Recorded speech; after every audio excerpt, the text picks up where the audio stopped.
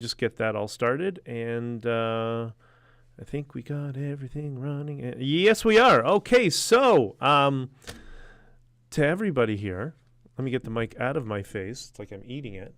And I just want to say good morning. And what an amazing morning today has already started to be. For all of us, not just me, but for you too. This is... it's the day before the end of the week. I mean, how can't you get excited for that? And if you're younger, you're probably going to be going out drinking or to a nightclub or something on a Thursday night. If you've gone beyond that, maybe this is your movie night and chilling at home with a glass of wine. Do whatever you can to make the day awesome and enjoyable, because we need all those sort of downtimes, which I don't have right now because I haven't had that. Had a little bit this year when I was down south with my broken ankle, but I also couldn't walk, so it wasn't great. Ryan C7, good morning, brother. It's good to see you. First person to send me one of the sweetest messages about these live streams I ever did get, so I am eternally grateful for that. And Sonia, Megan, good morning. And I'm sure a bunch of other people are going to be we're going all over the place here. Beth, Kiss Junkie, good morning. I missed it. It was a concert. Oh, you're at a concert. Yeah, so last night, just a special shout out to the National Telegraph. I did an interview with Wyatt and Daniel from the National Telegraph that lasted, I don't know, an hour and a half, an hour and 15 minutes, something like that. And it was, I think it was quite good. I think it was quite salient and topical to many things going on in Canada, Freedom Convoy stuff, and we touched on a few other things. But boy, the time just flew with them, so it was great. Yeah, it's a good day, and it rained this morning, which is very good. You know what I always tell my friends down south when they complain about the rain? At least the rain's not frozen. That's all I really care about, to be honest. So welcome to your Freedom Coffee live stream, and where we focus on and celebrate the freedoms that we have and work on expanding the freedoms that we have in the future. And boy, today do I have some good ideas about that. And we're going to talk about some negative things, but we're going to talk about them from the positive frame, meaning going towards solutions and ideas and helping each other. And right now, I got to tell you, I'm looking at on my screen, I just got the artwork for the cover, front cover, back cover, all that sort of stuff, for my upcoming book, Honking For Freedom. And so good. It's so good. It's so good. I wish I could share it with you right now. I am so excited. The couple of people who have seen it in my life were just kind of blown away, and it was amazing. So I promise I will not disappoint. You know what they say, never judge a book by its cover. But this cover might be pretty good. It's and might be definitely in line with its content. Good morning, Brenda. Thank you for being here as well. So a couple of things to get into today, and then today is one of those days where I will be off down to the United States of America and spending the night there. And, I always think about, should I do some live streaming at night and whatever, but I don't know. I don't want to get, you don't want to get drunk with the camera sort of thing. It's kind of like, do the thing, do the routine, us coming together around this whole positivity vibe. And because it's not about me, it's about you guys, right? It's about, like what the whole Freedom Convoy was not about me. It was not about Tamara. It was about you. And that's who all those truckers were sticking up for when we protested for 3 weeks. I just joined. What did I miss? You missed nothing. You just missed me talking about how amazing life is and how amazing the day is and the rest of your day. Okay, I got a spider. Hold on one second. I hate spiders. All right. And I have a dead spider. Then I have to clean up the wall in a second. All right. Anyways, yeah, you didn't miss much. You missed me just my intro and talking about how awesome everybody is, and then killing a spider. So thank you. Yeah, so just a reminder, that whole event, that Freedom Convoy, it was not about us. It was about you guys.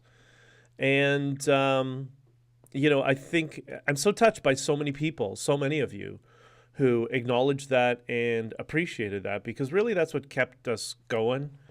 There were some times where, we're dealing with so many problems internally and externally. And yeah, it was those positive comments and thank yous. And some of them were really, really quite deep, people saying, I remember a few, I remember a couple, it was two different people. It was basically the same message. I'm a single mother and I've lost all hope for the past couple of years. I don't know what to do. I'm running out of money. I can't feed my children, all that sort of stuff. And I had been committing suicide, and I'm thinking about committing suicide. And but then I saw the truckers driving across Canada, and I realized that there's actually people standing up to this, and that maybe life will get back to normal. Those were difficult messages to read. They really were. But that's really what helped us going.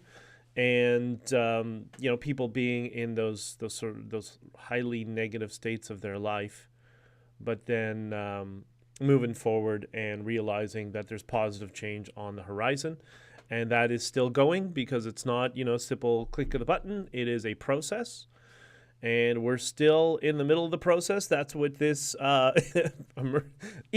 the Emergency Measures Act Commission, is about, ostensibly, but I call it the 56 of 65 Commission. 56 government witnesses of 65. Like, what a joke. That's how desperate they are. Like, we'll destroy them. Don't worry. I already know what they're going to do with the other. There's certain people that they picked for a reason, because they want to single them out and whatever. Like, yeah, okay. Go ahead. We'll talk. So I don't... so we'll get down to that in a second. I wanted to just plug something that, not just my book, because I'm going to be plugging that a lot. You're going to get annoyed with it, but I promise it's going to be worth every word. You're going to like it. Epoch Times just did an article. I did an interview with them yesterday on the commission, the 56 of 65 Commission.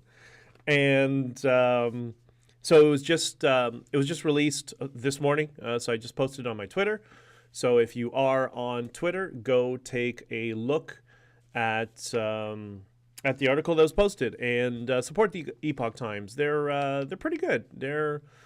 Are they legacy media? No, because they tell the truth, and they're a newer company, and I don't believe they take communist money or money from our government. Well, what's the difference, right? What's the difference at this point? It's all the same nonsense. Just BJ rambling. Yes. What can you tell? Sorry, I tend to do that sometimes, especially when you get in a good space, right? And I see you guys are all here and we're all talking and all that sort of stuff. So,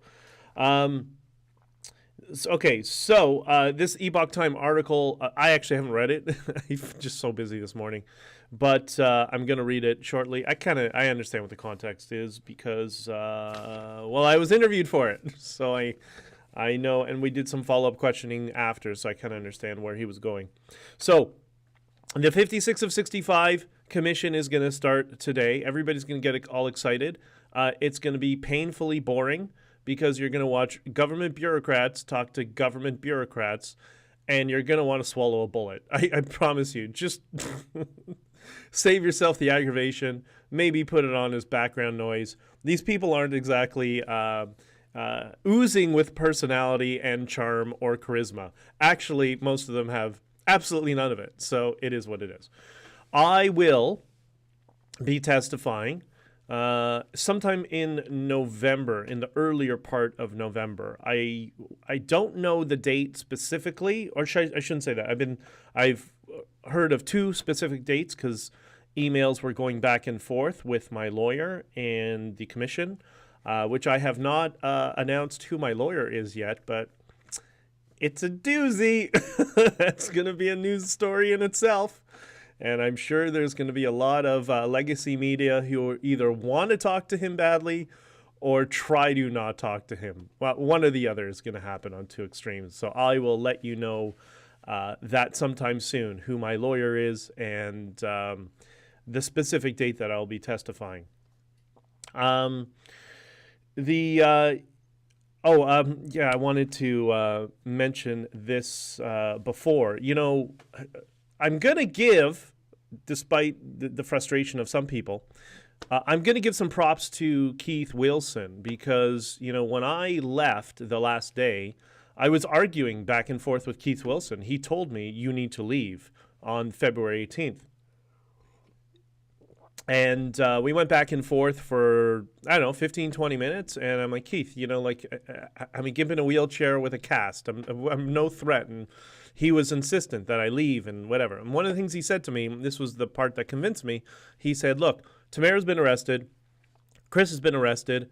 They are, or I don't know if Chris was released yet. No, yeah, he was or wasn't. I can't remember. Got to go back to my notes. But anyways, he mentioned that they're going to have to sign gag orders. And if you have to sign a gag order, if you get arrested and have to, go through this process and have to sign a gag order, then you can't speak either. And Keith said to me on the phone, in a typical Keith Wilson framing, he said, BJ, somebody needs to be able to speak up for freedom. I'm like, oh God. I mean, I'm that's not a criticism of him. That's just, how he is. Sometimes it's quite charming. And so that's what started me to realize, okay, maybe there's a strategic advantage to get out of the hotel and go to another place and whatever. So props to Keith for in that scenario. I was a little frustrated that his very close friend, Ezra Levant, 3 minutes later or whatever it was, I perceive it as 3 minutes, it might have been an hour later, posted on Twitter in a response to me, it looks like you ran, buddy, or something like that. And I'm like, well, why don't you call your best friend Keith, who just told me to leave? Should be smarter than that. Anyways, but maybe he just didn't know. Maybe, he just saw the tweet and didn't understand the context. And I'll try to be charitable to all of them, to Keith and Ezra. Today I'm in a charitable mood, right? Let's be charitable.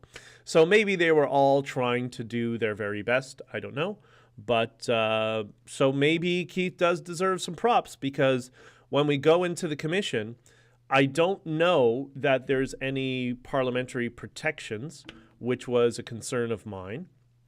Because when somebody testifies in Parliament, or they're in Parliament or in a committee, they are protected for defamation and things that they say, right? That's why it's very, very important when somebody who's in office, they are not to ever lie to Parliament. And if they do, they are supposed to be removed from caucus and removed from Parliament.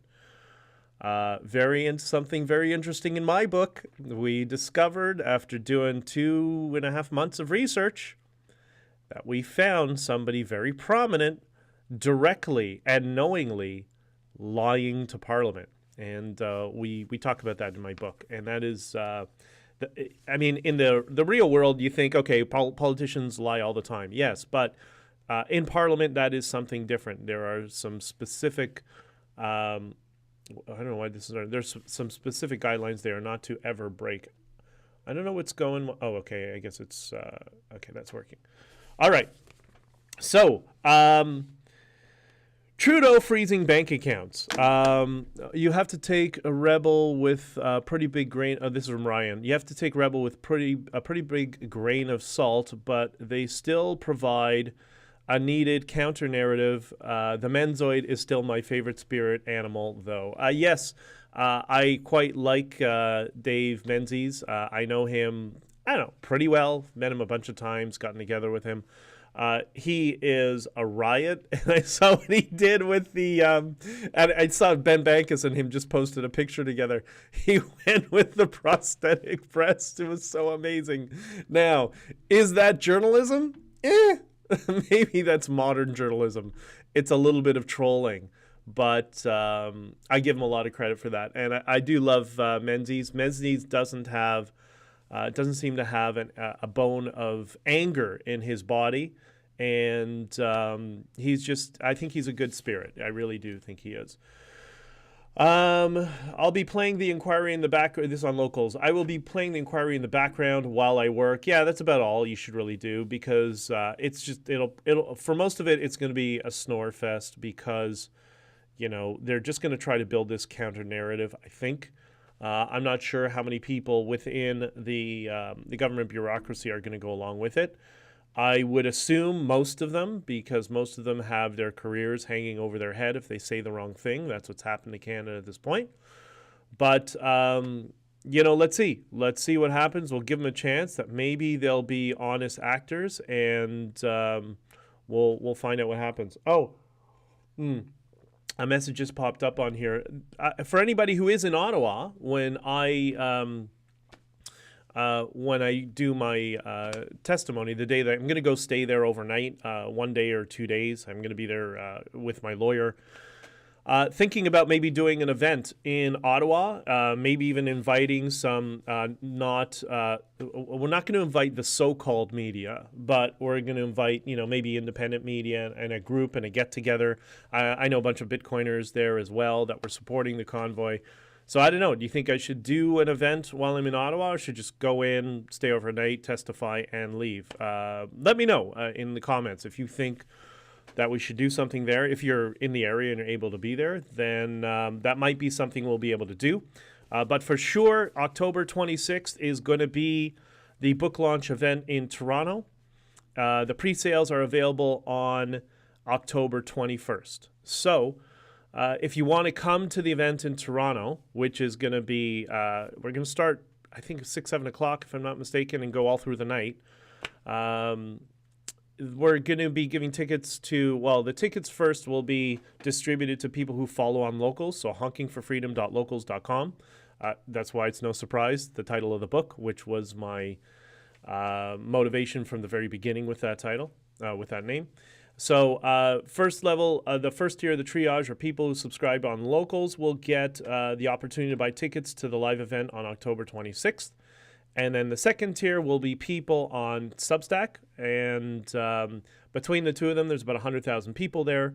If we still have any tickets left over, then we'll be able to reach out to people and give you the opportunity to participate.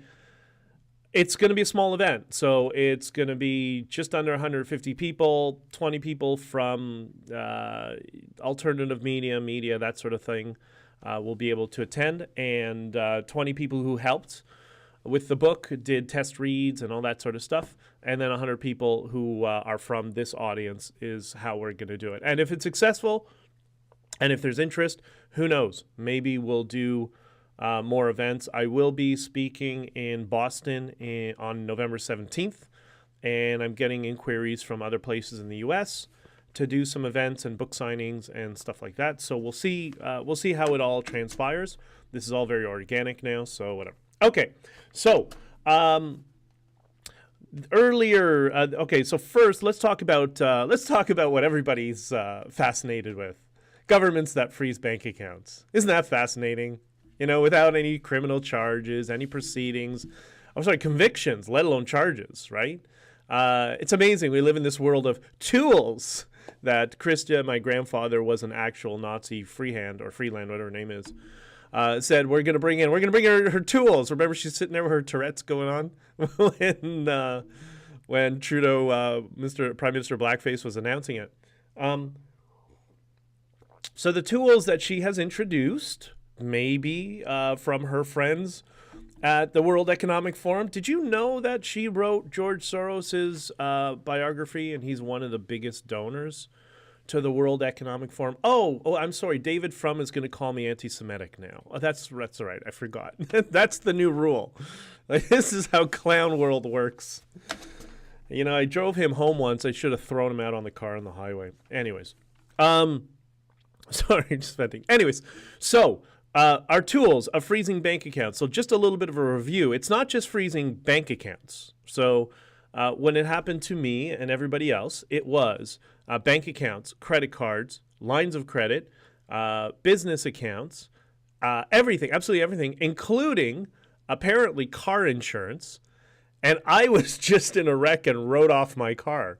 It's a good thing I just made the cutoff, because I might have had my car insurance canceled when I was in the middle of negotiating with my my insurance company to replace my car. So yeah, there you go. There's your evidence. It's a simulation. So it's and that's just a joke, by the way. So this is what it all encompasses. So you will have zero opportunity to transact. And I said when this happened, I spoke about this at Bitcoin. I've gone to a bunch of meetups in different cities while I was traveling. After I got out of here, because after you have your accounts frozen and the government targets you, who the hell wants to stick around here if you can go recover with your broken leg with your family, which is what I did. So when everything was frozen, it's absolutely everything. So you cannot transact with anything at all. So that is the government in the modern age trying to starve you. They're trying to, I couldn't buy medicine, I couldn't buy food, I couldn't buy anything, like nothing.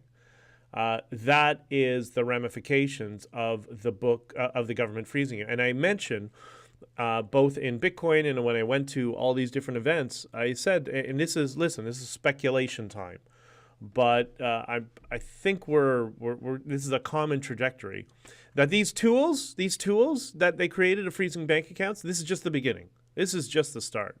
You think they're going to do it and never do it again? Like, no. It's, what was it, Milton Friedman with his whole idea on policy? There's there's nothing more permanent than a temporary government program. So as soon as they did it, the cat is out of the bag. They have opened Pandora's box. And what we're trying to do right now with this commission and the next stage of where the Freedom Convoy goes, or this whole movement and my book and everything, is we need to figure out a way to seal Pandora's box before it gets a hold of us, and ensure that the people in Canada, doesn't matter if you're left or right or whatever, the people in Canada who decided to freeze people's assets without due process need to have their political careers permanently destroyed and their legacies permanently destroyed. That's the only thing that's going to prevent this from not happening again. Because what they're going to do is this. I can see it right now. What they're going to do is, this is going to become an increasing phenomenon, right? A byproduct of the technological era and the challenges of living in a technical world. Like, this is the jargon, the BS jargon that politicians will use, right? And so what we'll see is, because they're trying to make the world more safe for us, by the way, we live in the safest time in human history, but because they're going to make the world more safe for us, they have to utilize these tools. And sometimes these tools, which are run by automated bots, sometimes they fail. They make mistakes and all that sort of stuff. So what's the solution? Well, the solution, the best way to combat these tools, this problem that we've created, is to simply introduce some form of digital identification. Because that way, you could just submit your QR code, we can scan it and realize that, oh, you were unfairly and lawfully had your bank accounts frozen. It wasn't you, it's fine, and we can get back to, and we can allow you to have access to your own money that belongs to you. That's where we're going to go with this. Unless we stop this now and stop this trajectory and line of thinking of the people who are in our governance. And so I woke up this morning and I saw, when I was just preparing everything for the stream, a post from Candace Owens. And she says, and I'm going to read this now. Earlier today, I learned that Kanye West was officially kicked out of JP Morgan Chase Bank. I was told there was no official reason given, but they sent me this letter, and she affixes the letter to the tweet, as well, to confirm that he has until late November to find another financial institution.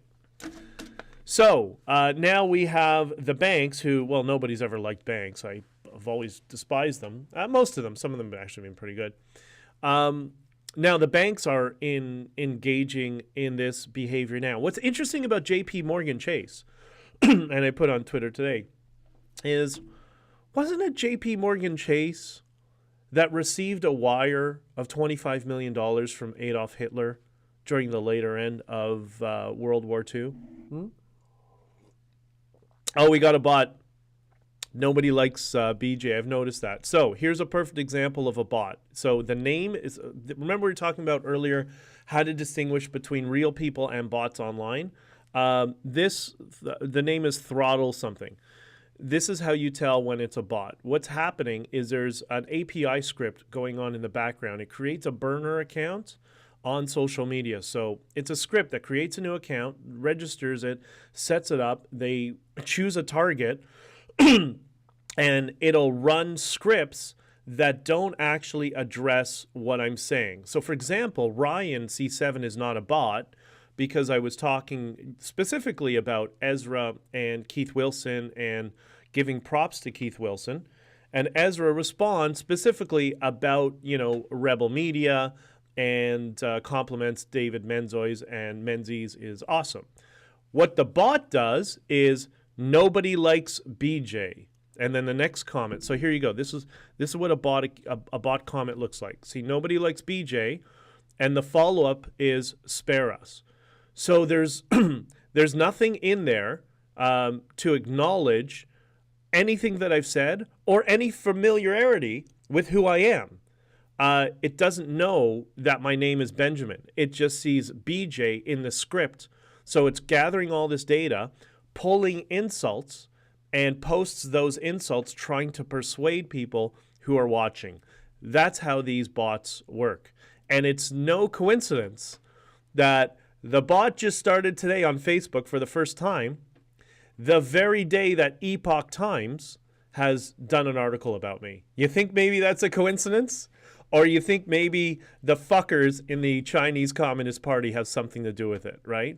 That's where so much of this chaos is coming from. So when you see the bots online, just think CCP. When you see stupid comments like, oh, he's ugly, or you're stupid, or nobody knows, nobody likes you, those are bots. So there you go. Pardon my language, by the way. But I don't have any love for the CPC.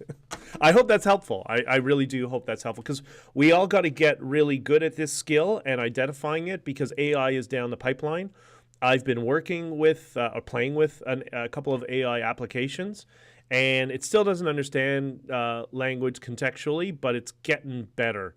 So we all got to be prepared for that. Well, everybody in the world is messaging me right now, text message, signal, like all over the place. Okay, a couple of things. So let's first go to locals. So we have somebody new. I don't know how I can't on the locals. They have the text name so dark. I'm gonna have to check. It's Lifeside Canada. Okay, thank you. By the way, thank you for joining. I really appreciate it. Very sad state of affairs, always in cash. Yeah, but the thing is that's not practical, especially, if you travel around Latin America. Like the first time I ever bought pesos in Colombia, what's the first thing they do? They take your, just to exchange, what was I exchanging, like a couple $100 Canadian for pesos. They wanted my passport, obviously my address, where I lived, all that stuff, and to fingerprint me and put me in the database and all that sort of stuff, just to get cash. And then every country, you have a different denomination of cash, which is part of the power of Bitcoin. I know some of you don't like Bitcoin. I'll get to that in a couple of minutes, but that's one of the things it alleviates. And it's basically operates like kind of like cash. They openly admitted that these are tools they are going to make permanent. If you're not willing to comply, we will force your hand. Yeah, that's exactly what it is. And the thing about Kanye, so JP Morgan Chase wired money for Hitler at the tail end of World War II. So they're as moral as a bank, a financial institution is. And not that I look to a financial institution for morality, which is why all the virtue signaling is just obnoxious and why I won't deal with banks that do that. But, you know, what did he say? He said something about that made no sense. He said something about Jews. He said something like, what was it? I'm going to go nuclear on Jewish people. And I'm like, what does that mean? I have no idea what that means. Now I don't know what it means, and I'll never know what it means. That's the problem. This is the problem with censorship. When you censor people, not only do you deny their right to speak, you deny the right of everybody else to listen, and then criticize them, but do it from a position of being informed. You can't have informed criticism if you don't allow people to speak in their full context. That's why during the Freedom Convoy, our press conferences were 2 hours, because I wanted everybody to hear us in our full context. Yet Punchy McGregor and the other smear merchants in the so-called media couldn't watch that. And instead, what do? They lie to their audience. They lie to their customers. Okay, fine. That's up for them. But that's the problem with this censorship stuff. And this is, the progressive communist tool set. It's from the same toolbox, because what they want to do is they want to prevent you from speaking, remove your context, because I don't know what Kanye's context was. Maybe it was bad. Maybe there was an excuse. Maybe he wasn't inebriated. Somebody maybe was playing with his phone. Maybe they're doing a prank and a practical joke. I don't know. I'd like to know. Right? But now I'll never know, because now the radical left is going to insert their own projection and tell us what that person was thinking, because they're going to do mind reading. Now, I'm not defending his comment because I don't know. And I honestly don't really care. I don't care. Somebody says something stupid. Okay, fine. Moving on. I'm not a 5-year-old. I don't care. How about what PayPal did? Yeah, I think PayPal's a little different. And I think Scott Adams nailed it on PayPal. You want to know what happened at PayPal? This is what I think happened at PayPal. And anybody who's worked for a large institution, and this is Scott Adams' idea, but I think he's 1,000% correct, even though that's not mathematically possible. Or at least he's definitely in the right direction. What happened at PayPal, and those of you who work at corporations, you see incompetence all the time, right? And you see that corporations are always trying to exceed the amount of manpower they have with their budget. How many of us have worked at companies and told the higher ups, we don't have enough people, we need more people, and well, just do what you can, right? So what happens at PayPal? Well, you have, and this is, again, Scott Adams' idea, but 100%. I didn't see the Awakening JP video on it, but I'll take a look. It's probably hysterical. A little thing on that, when I spoke at the Bitcoin conference, I got this, I got a call from Greg Foss, who is going to be speaking at my book launch event on March 26th. And he says, hey, listen, BJ, what are you doing tonight? I'm like, I haven't decided yet. He said, okay, come to the Fontainebleau. Go to this room. I don't remember the name of it. Be there at 6 o'clock, 7 o'clock, whatever it is, and come see me. I'm like, okay, great. So I went to the Fontainebleau and saw Greg there, and he's like, hey, what's up? Gives me a hug, whatever. Has tickets for me. It was a private event at the Bitcoin conference, and I walk in, and it was small. It was maybe, I don't know, 100 people, 50 people, like it wasn't that big. And on stage was JP Sears ended up being, a 45-minute set, and he was hysterical. It was so funny. It was so awesome to be in like that small little venue with JP. And then after JP, it was, for those of you who are into Bitcoin, Robert Breedlove was interviewing Jordan Peterson. And that went on it was long. It was, 2 hours long, an hour and 45 minutes. Just a general conversation. They talked about money and what we're going to do about money, which I was just talking about with bank accounts being frozen. They mentioned the truckers. How we're going to protect money, and then just general life philosophy and different life philosophies and how to address them, how to incorporate them in their lives. So it was actually quite amazing. But JP on stage, he was hysterical. He was so good. So he's not just a comedian that's good at clipping videos. He's excellent on stage as well. So, anyways, let me get back to the whole Bitcoin, the money thing and the tools. So we know that they're gonna continue utilizing these tools for everybody, and I think the solution is going to be digital ID. And part of the problem here is, I don't know if you know who Niall Ferguson is, professor from Ireland or England. I think he's from England, if I'm not mistaken. Or I apologize if I get that wrong. But anyways, brilliant guy. And he wrote a series of books on this and did a documentary series. I believe it was called War of the Worlds, if I'm not mistaken. And what has made the modern world and the Western world so strong. And so not just politically, but economically and all that sort of stuff. And it boils down to one simple principle in his conclusion, which was the respect of property rights. That's what makes the West unique. It was the first, Oxford. It was the first modern civilization that truly respected property rights, that when you have that deed for your property, it's yours. It's no one else's. And if you notice what they're doing with these tools is they're devaluing money, not just through inflation, but they're devaluing the money, making you think, well, hey, I might not have it. I might not be secured because I have, a multi-sig wallet with my bank. I can only access my money in the bank if I agree that it's mine, which is obvious, but the bank agrees that it's mine and the government agrees that it's mine. That's the only time I can do any transactions, as long as those three entities are happy and satisfied. And that's why, I never really talked about Bitcoin for many, many years. I was just a quiet guy in terms of the Bitcoin space. I would read and learn and whatever and figure it all out.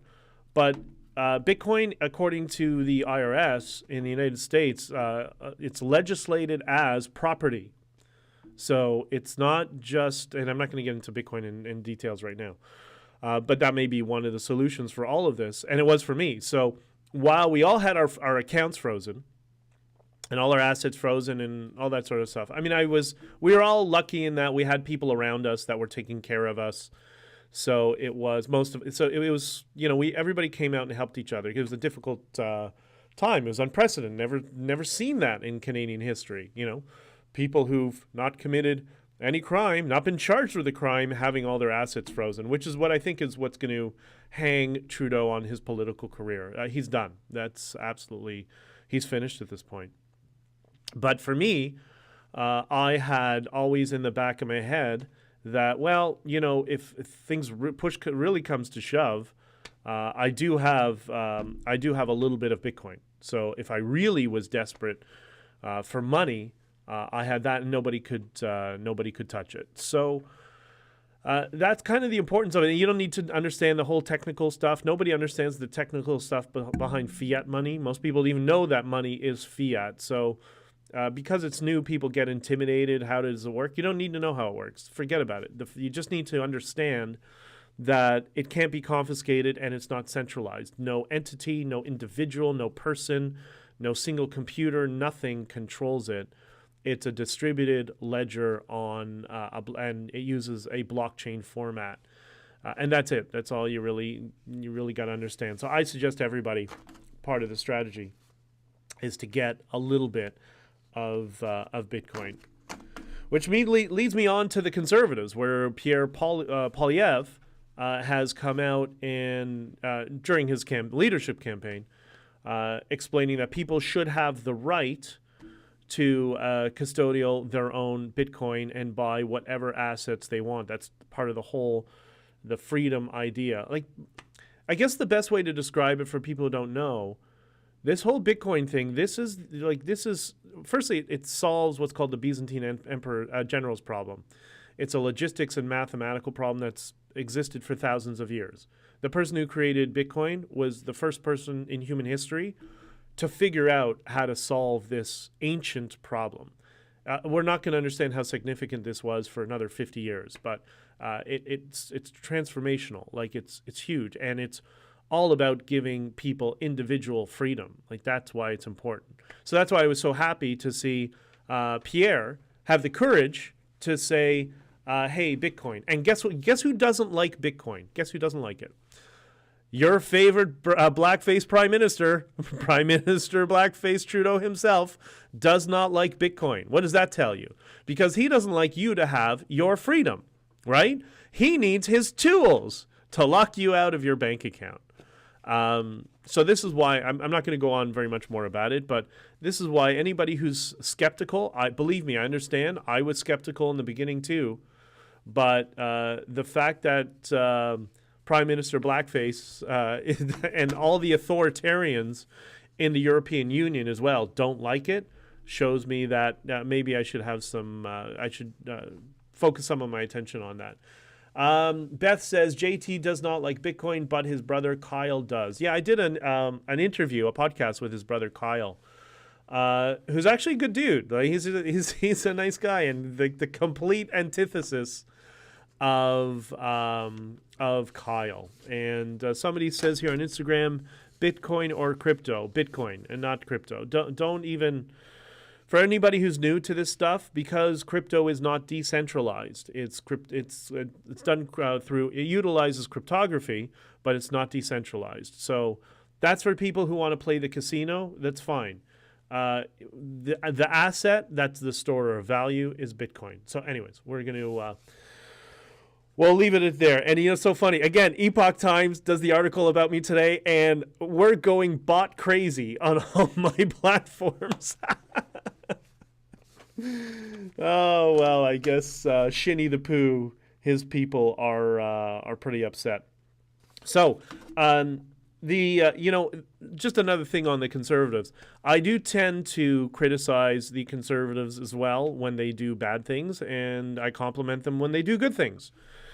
And the reason just so you know, and this also goes for media and even alternative media, everybody, the reason I do criticism, and I look for people's criticism to me as well, it's because something I learned from a very famous YouTuber who I met many years ago, who was friends with my ex.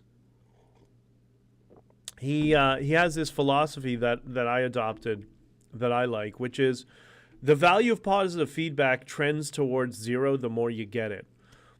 We all love positive feedback. It helps, helps with our ego. We all have one to a point. It helps center us, helps us with our confidence for those who lack it, especially. But there's no real value in, improving yourself, right? You don't improve yourself if you don't know where your weaknesses are. And so when I talk negatively or I criticize or whatever, I did it all the time within the Conservative Party and said, what's the matter with you people? What are you doing? Like, use your brain. It doesn't make sense. And they all get butthurt and upset. And it's just like, oh my God, like, how are you going to improve if you don't address your weaknesses? Like, you need to do that. It's not a cult. Well, I guess it kind of is, like all parties are. And that's all parties. That's not just the conservatives. And I'm not trying to pick on them. But I'm just worried about the conservatives' just inflation. Ugh, God, it's so horrible. My God, just inflation. Please stop. It's so cringy. It's so, from a media strategy standpoint, there's only one thing worse than just inflation. And that is, he's just not ready. It's horrible. It's horrible messaging.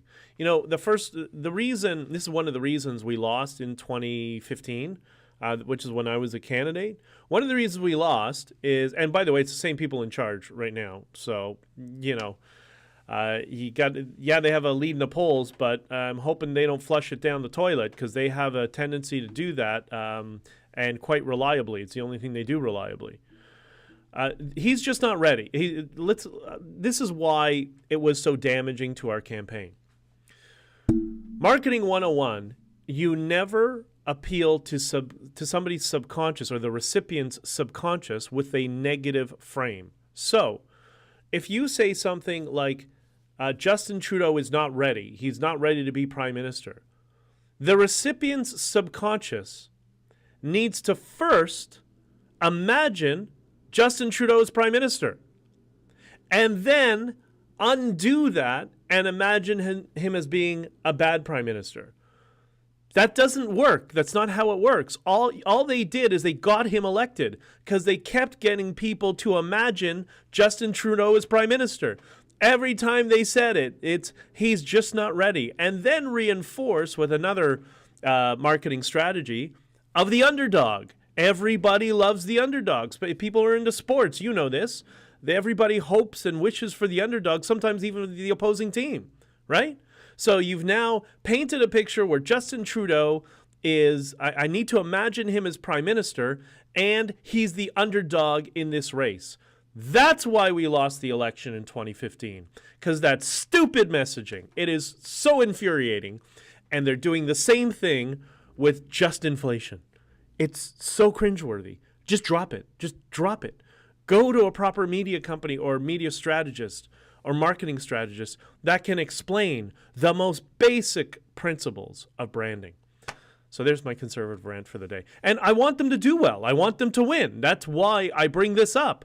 But, always, kissing ass and patting on the back is not going to help them win. It's going to cause them to lose. Somebody has to be able to speak up and say, hey, guys, you might be doing something wrong, right? Anyways. So, just inflation, I hope the conservatives drop it. However, Bitcoin and freedom and monetary sovereignty, I think they should be doubling down on that a little bit because, the older people don't understand Bitcoin, and I get it, the older generation, the boomers and whatever. It's just a different mindset, and I get that. But you want young conservatives to be mobilized and, younger people who are not necessarily conservative but are your younger swing voters. You want to encourage them to come out and vote the same way that Obama did. Remember, he gave him all these accolades. Oh, look at Obama, reach the younger generation. Well, Bitcoin's how you do it. That's what will lay that foundation. So, anyways. Conservatives. They'll figure it out, I hope. And at least right now, I think the trajectory we're on right now, it's the same trajectory as always. The conservatives never win elections. Liberals always lose elections. And I think we're on that trajectory, which is good. And this commission that we're going into, where we are going to discuss the freezing of the bank accounts, whether they like it or not, I don't think that's going to help the blackface regime. And I think their days are numbered, and we're going to have an election far sooner than we realized. I said the end of this year. You never know. Jack Meat might grow a spine, or people in the NDP might grow a spine and say, do it now. Or maybe it'll be sometime after the new year. But it's not going to be, I would be shocked if it lasts until 2025, especially after this commission, when people see exactly what went on. And when people read my book, and hopefully some of you will, because I promise you it's going to give you greater insight. And please share that book. If you enjoy it, which I hope you will, share it with people who are liberal-minded, who are not in the conservative echo chamber or supporters of the Freedom Convoy, because I think it's going to resonate with them. So, what can we do in addition to this? Well, one is try to get people to understand the reality of what went on behind the commission. And when people talk about the commission, if it becomes conversation around your dinner table and with friends, just ask them, why do you think 56 of the witnesses are government witnesses and only 9 are from the Freedom Convoy that was a global phenomenon and had hundreds of thousands of people, millions of people in Canada supporting it, hundreds of thousands who showed up over those 3 weeks, and there were 40 convoys around the world. that mimicked what the Freedom Convoy did. Why do you think they have 56 of 65 are government employees? And is that Banana Republic corruption? Does that sound normal to you? Just start to create a little bit of doubt in some people's mind. The other thing that's controversial for some people is the Liberal Party. The Liberal Party has nominations and elections in their party as well. And they're rigged like everybody else. They do. But there's only so much rigging they can do. Is part of a strategy to get a whole bunch of these Freedom Convoy supporters and truckers and whatever to turn their nose up. Doesn't mean you have to vote for them in an election, but to join the Liberal Party and vote out all the extremists in their ridings and get just normal people who maybe you disagree with, but just get normal candidates as candidates for the Liberal Party. Maybe that's a solution. I don't know. But, I don't like to put all my eggs in one basket that, the Conservatives are going to come save our lives. I mean, there's somewhat of a lack of courage there. Now, hopefully that's going to improve. But maybe at the same time, we need to encourage people who are maybe disaffected from the Conservatives to take out memberships in the Liberal Party and start getting regular people nominated instead of these extremists, so that party can fix itself. Because we're all better, whether we're Conservatives, Liberals, whatever the NDP are. I'm joking. But we're all better if our political parties are sane and stay in their lane. Conservatives want conservatives to be conservative. I mean, Peterson said that himself. The Liberals need to be liberal, and the Conservatives can't be afraid to be conservative, right? We saw that Danielle Smith got elected in Alberta, and from what I understand, she's already backtracking on all the policies that she promised she would do as leader. Why is that damaging? If that's the case, I don't know. But if that's the case, why is that damaging? Because you know what's going to happen? Conservatives are going to get disaffected and get upset. They're not going to vote in the next election. And then what happens? That's when the communists sweep in and take over. And it happens when conservatives don't behave like conservatives. And that includes conservative policies that maybe I disagree with, but at least they're within the frame of what conservatism is. And the same has to be for liberals. So I don't know, maybe that's a solution. So we got one solution is Bitcoin and learn about Bitcoin so you have an option, an off-ramp from this fiat system.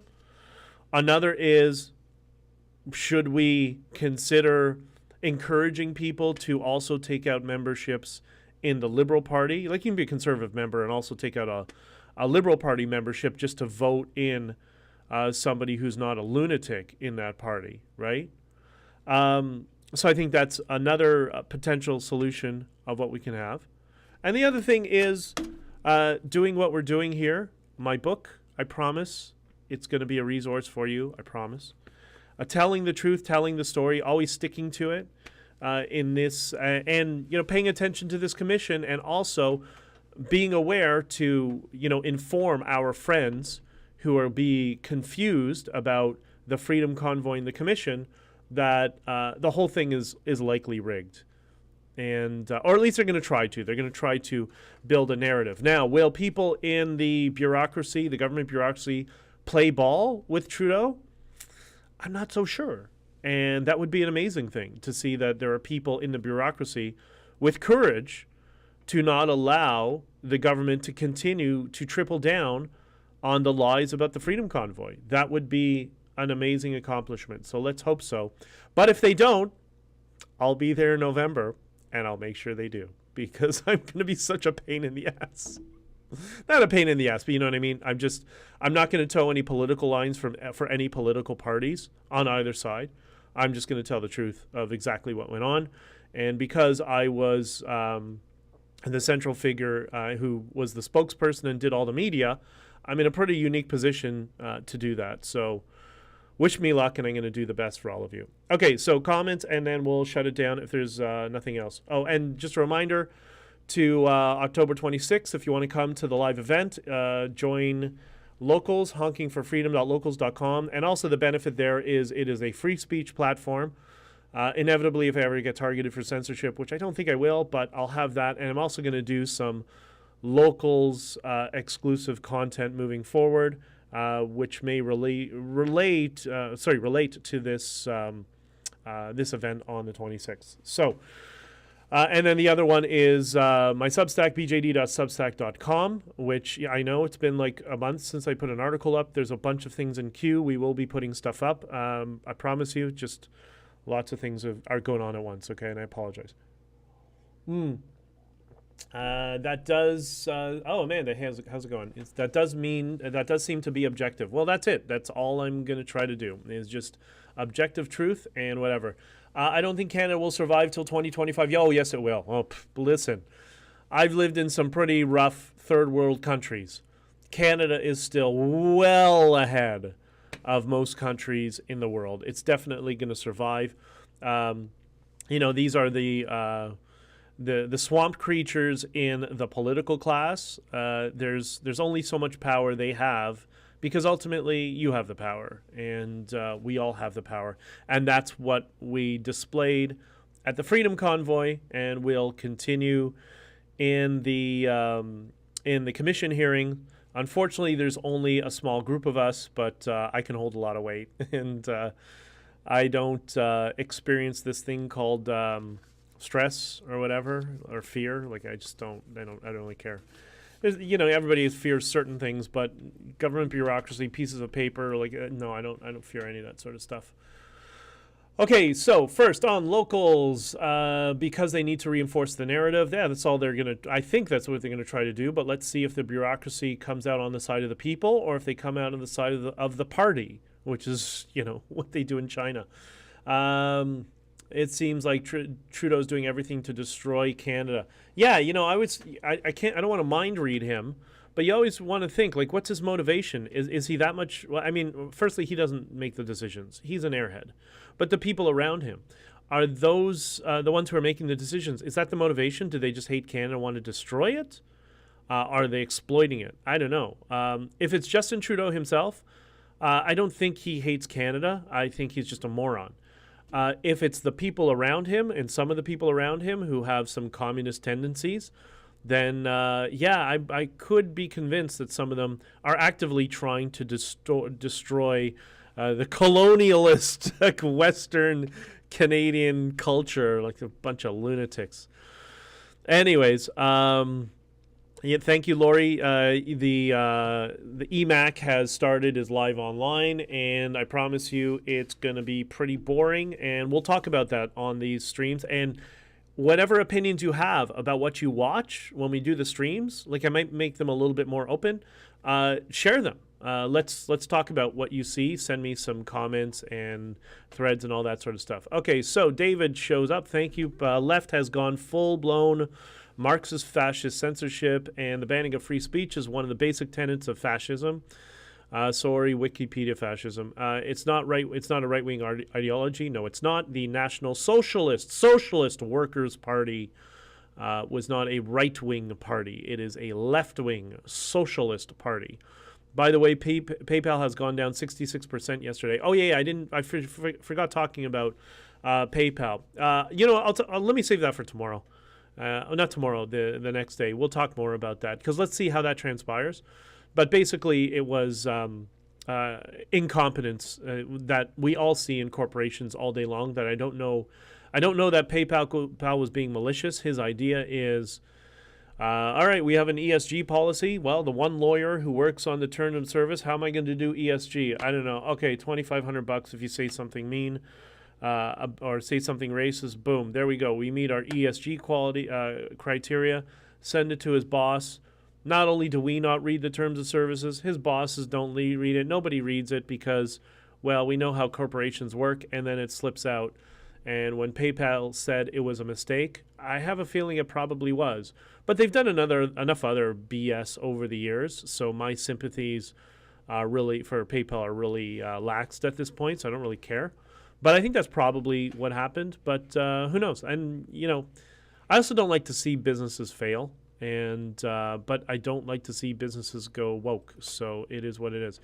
For people who are putting links in the chat. There's something here on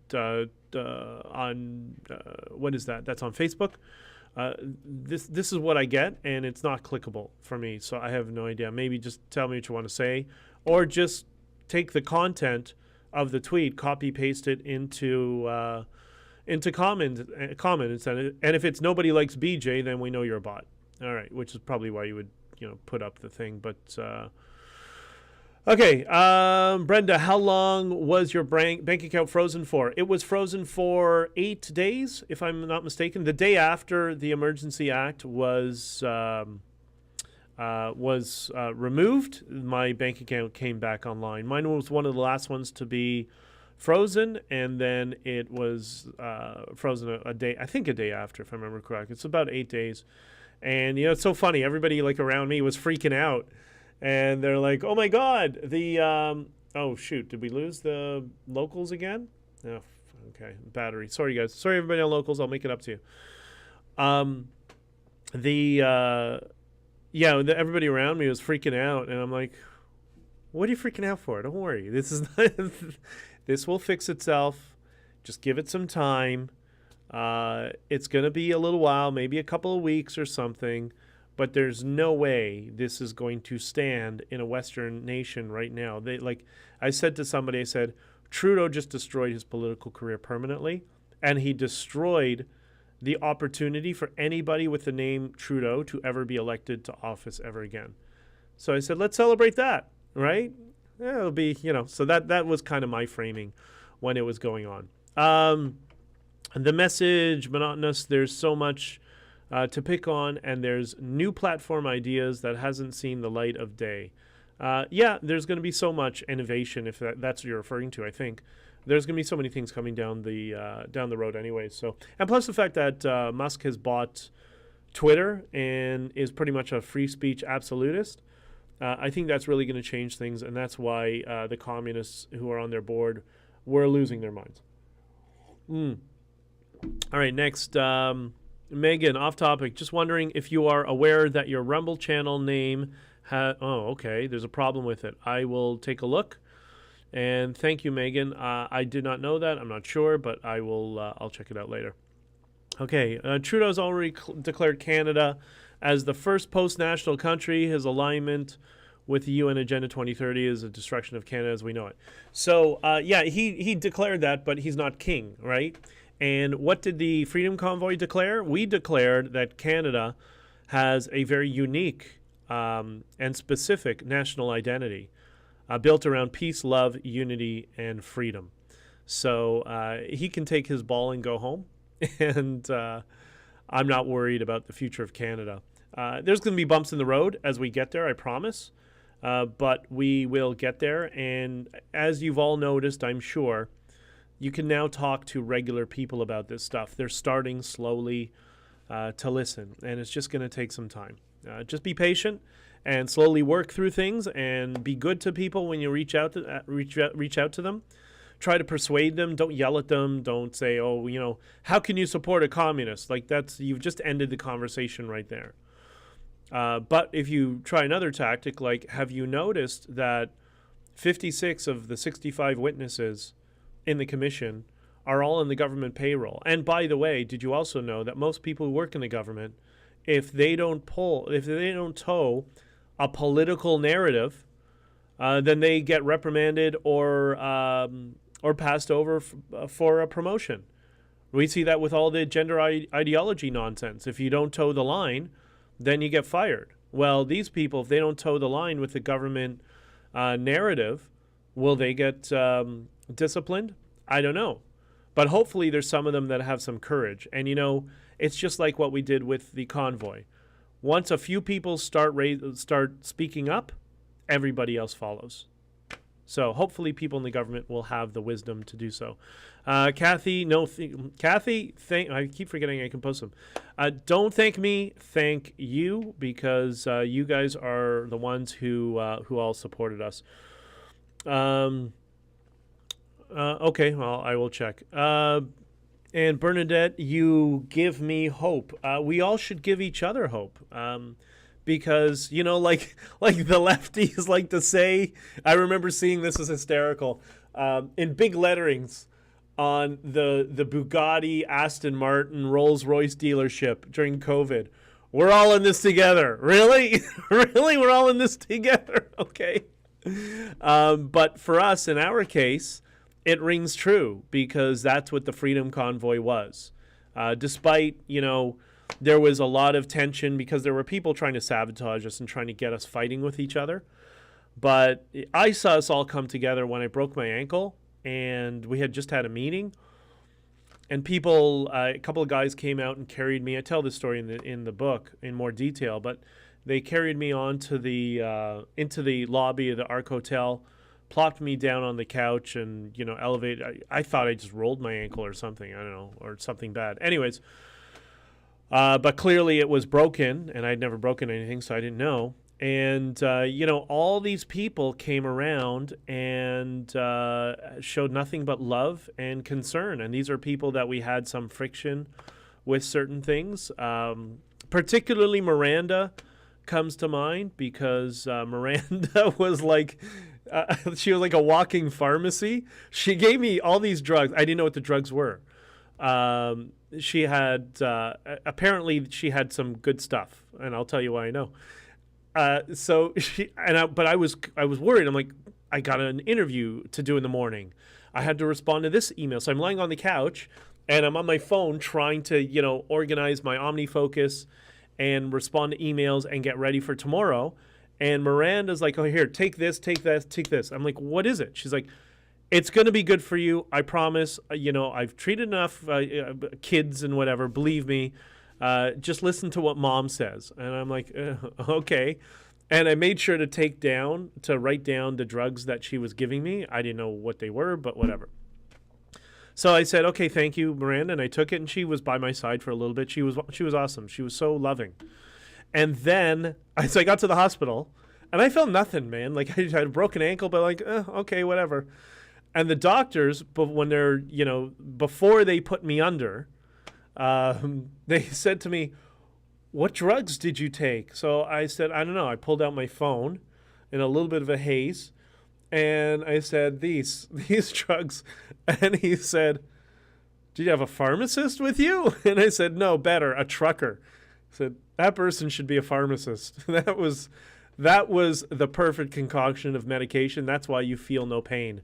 You really should thank her. So I'm eternally grateful for Miranda for pumping me full of drugs on the couch of the Ark Hotel. One of the many stories, one of the many positive and beautiful stories in my upcoming book, Honking for Freedom. And I'm going to spend a couple more minutes looking at the cover, and then I got to run and start my day. So thank you everybody for being here. I love you.